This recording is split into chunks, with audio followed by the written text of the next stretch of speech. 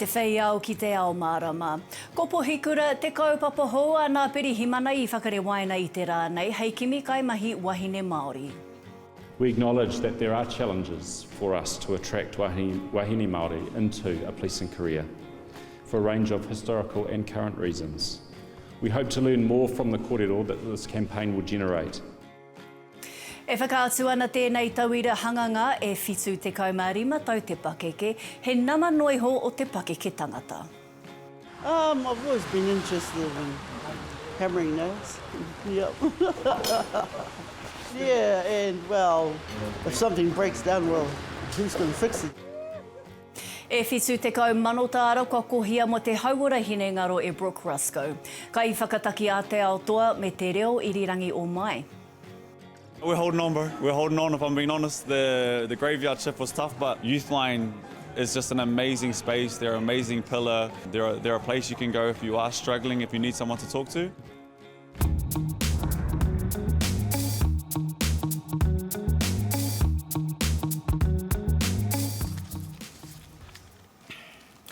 Kai nā mauna whakateitei o te motu whānui rarau mai ki Te Ao Mārama.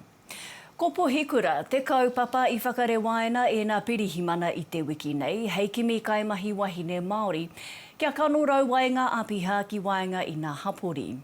I tēnei wā e toru ōrau noiho te toru o ngā pirihimana wahine Māori. Kai a tāmatiti anana tēnei pūrongo. Nau mai te tira hou e ara mai nei I te pai kahurangi. We acknowledge that there are challenges for us to attract wahine Māori into a policing career for a range of historical and current reasons. We hope to learn more from the kōrero that this campaign will generate and about how to best improve our relationship with Māori, our recruitment processes, our support to Māori once they've joined us. Puhikura he wahine kanohi kitea, he wahine whai mana, he kai hohou I te rongo, he pau whirinaki, mā te iwi. Ka whai tēnei whakarewatanga I te whakatutukitanga o ngā wahine, rua te kaumārima ōrau, kua eke hei kātipa. Me aro ki te hā o hene ahu.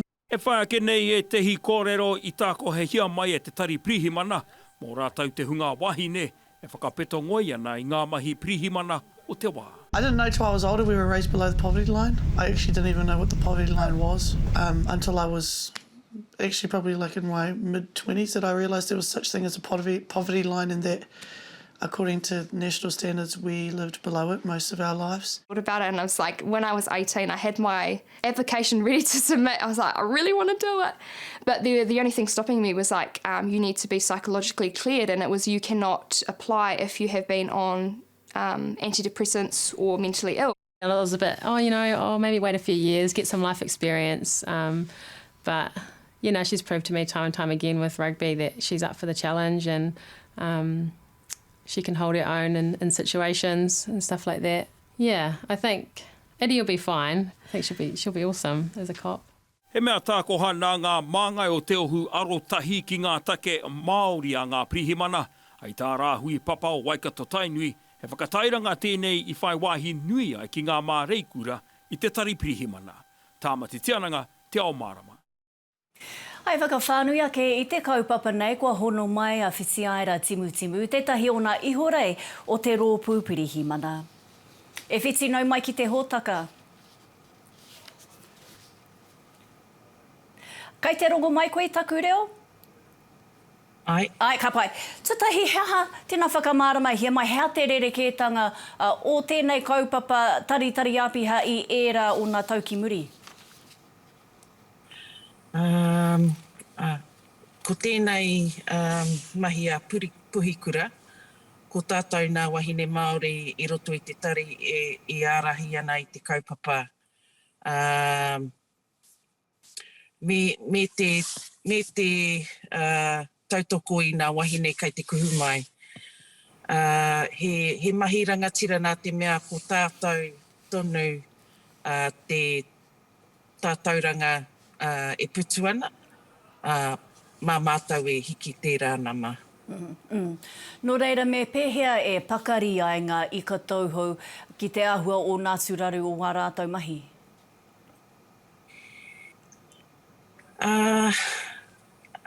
Kona kite nā kua kitea I roto I a Puhikura, kona piki me nā heke o ira o nā wahine kai te tarai ki te kuhu mai. Koe nā te mea e hiahia ana mātou ki te ako, nā ua mo te uru mai, ma mātou e ata te tiro, me pēhea te tini e tērā o nā, I ira o nā raruraru. Kua whakakitea te mō kino o te kaikiritanga ne o etahi pirihimana. Ai rā nei, ko tāmihia tēnei tikanga I nā akunga o ēnei rā?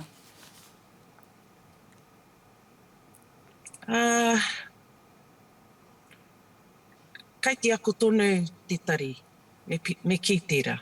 Kai te ako tonu te tari, pēhea te mahi te taha o wā mātou whānau hapu iwi. En koera te hiahia kia uri mai wetahi o mātou. I nā marama kua pahure, I aku haerenga ki nā hāpori, koai nā mea e tiaki ana I nā hāpori, ko nā wahine Māori. I ako mātou tērā I roto I nā mahi, I roto I te COVID, me ki nā waipuke ko rātou ki e awhi ana I nā whānau, koe rahoa mātou hiahia. Nā te mea nākau nui ana rātou ki nā whānau. E hiahia ana mātou e rā pukenga ki roto I te tari.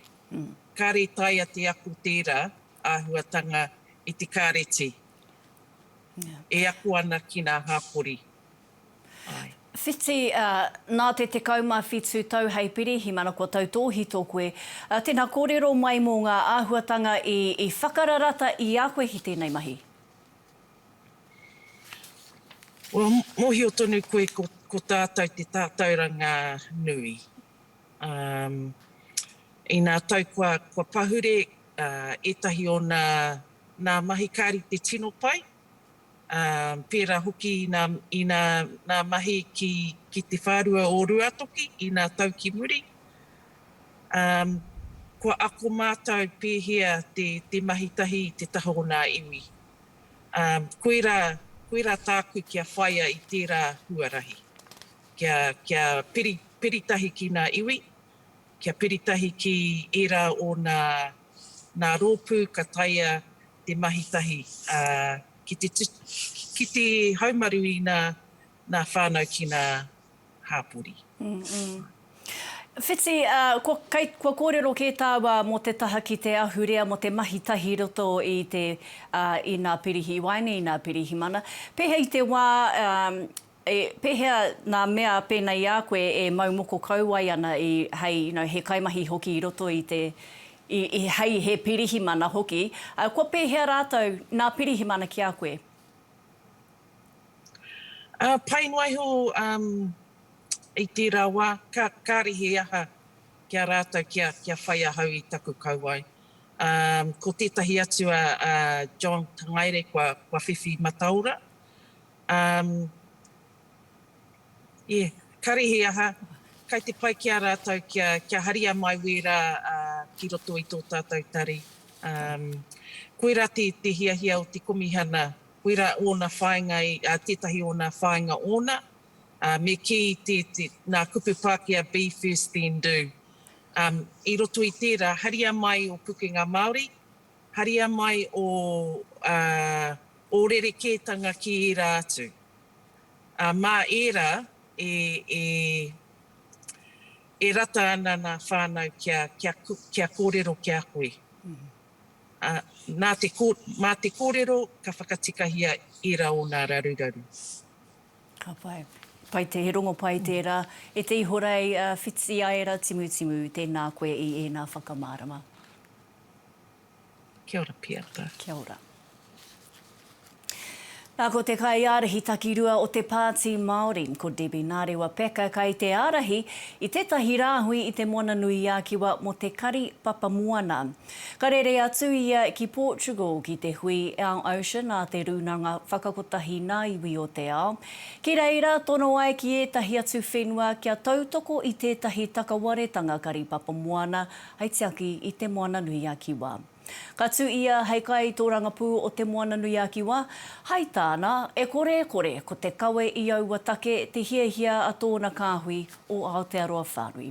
Hei te tūrei wehe atu wai ia. Nā ko tā whawhetia tētahi whare i te takiwā o marae nui i ahuriri e te tira pirihimana maupū i te ahiahi nei, i te whakapae kua tū kinotia tētahi wahine e tētahi tāne.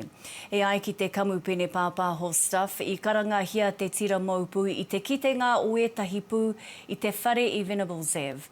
He oi, kai te kimi tonuhia te tangata e whakapaetia nāna te wahine i tūkino. Hei te marama o here turi kōka tīmata aia Adrian Rurafe me mapare mata o te tai hauauru ki te tūranga māngai o te whare. Ko ia te māngai tuarua i tēnei wā e whai mātauranga ana i te wātuku pātai. Nā ko tāna mahi i taua tūranga mana ike o te whare o nā mema, he whiu nā mema pare mata, he whakamana i nā ture o te wāhi tautohe me te tiaki i nā whare pare mata. Ko tā Adrian, māna te reo Māori e āki kia rāngona ai te reo i ia te rā ki te whare pare mata. I like to do it in a way that enhances the mana of the house and those participating. It can be a circuit breaker of types, because sometimes when you're making rulings in English, you know, when there's disagreement from opposite sides of the house, sometimes enhancing that ruling by using Te Ao Mārama just relaxes things and for some reason, I don't know why, and I'm not sure that's always going to be the case. Kia whakatā tātou mo te wāpoto, kai tua ke tonu e whitu tekau mano tāra kua kohia mo te hauora hinengaro e Brook Ruscoe, Kaiwhakataki a Te Ao Toa.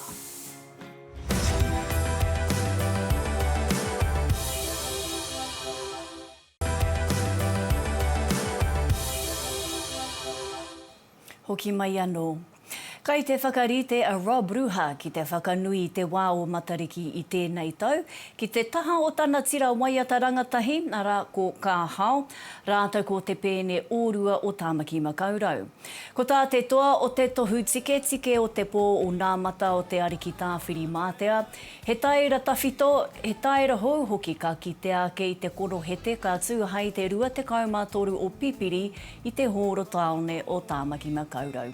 Ka tai atu hoki tāna ake pēne, the witch doctor mā, te pēne, rātou ko te tira waiata ki te whakaatu i tētahi konohete e ki ia nei e ia he rangi ngero.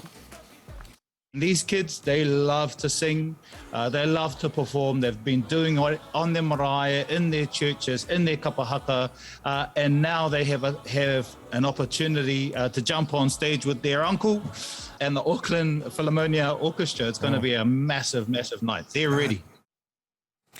Ko tahi ira tahi miriona tāra kua whakaitea e te komiti whaiti pāka, hapori taku ne o te kaunihera o tāmaki makaurau. Kia whakatū, whakapai rānei nā marae e waru me nā papakainga e rua i te rohe.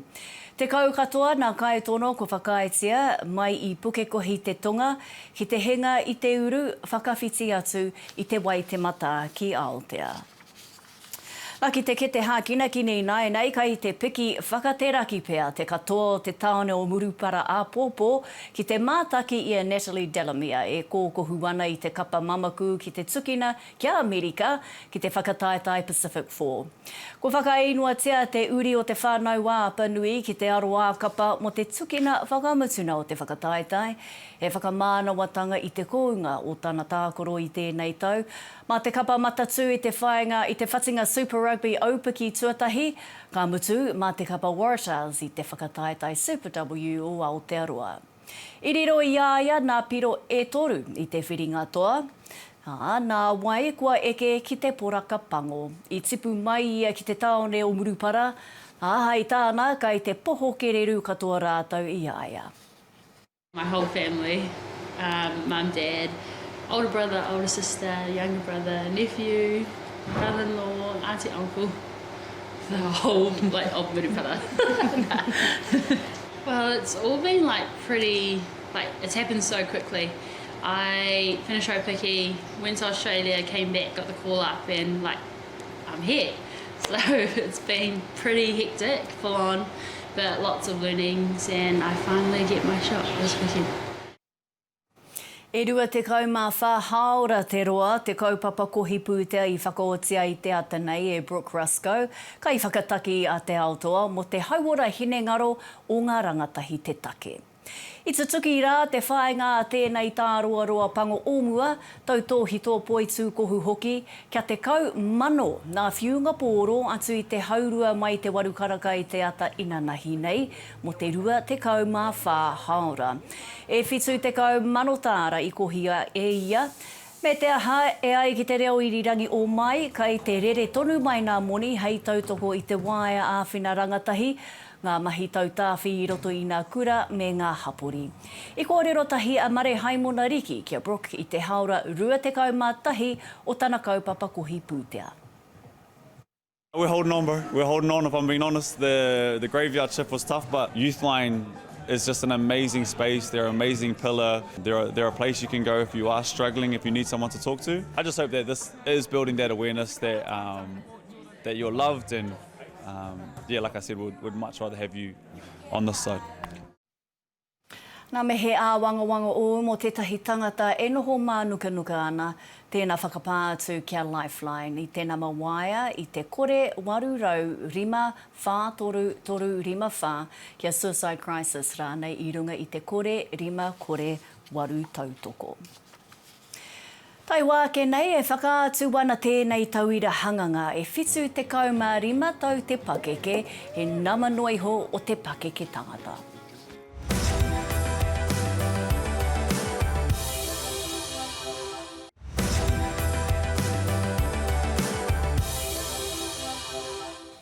Nau mai anō. He mānuka tūtahi a Liz Nichols e whitu te kaumārima tau te pakeke hei tauira hanganga. Kua tīmata ia i tētahi wānanga hanganga i te marae o Hoani Waititi i Tāmaki Makaurau, ki te taha o etahi atu tauira tamariki iho i aia. Engari, kai te ki te tēnei kuia, ahakoa te pakeke, ahakoa te ira, kāre he aha ki te ako kaupapa hou. I kōrero ia kia tūmama o Harawira mo tēnei take. Nā te aha i pupu ai te hiahia ki roto i te hākui whitu te kaumārima tau te pakeke. Kia ko ia i ngā mahi ka mura. I've always been interested in hammering nails. Yep. And yeah, and well, if something breaks down, well, who's going to fix it? Kai Hoani Waititi mara i ngā pia nei e ako ana i ngā pūkenga o te ao kiko ki roto i tēnei wānanga toru te kaumārua wiki te roa. Mo tēnei kuia he kaupapa tēnei e whakapakari ana i tōna hinengaro, tōna tinana, me tōna wairua. The goal is just to, I don't know, just to keep fit. That's my goal. Yeah, and do whatever needs to be done around the place, around the house. Tauira hoki tēnei raukura o te aho matua a Natalie Emery, hea ko ana i ngā tūpiki me ngā tūheke o te hanga whare. He whakangungu i ngā pūkenga, hei whakatū whare.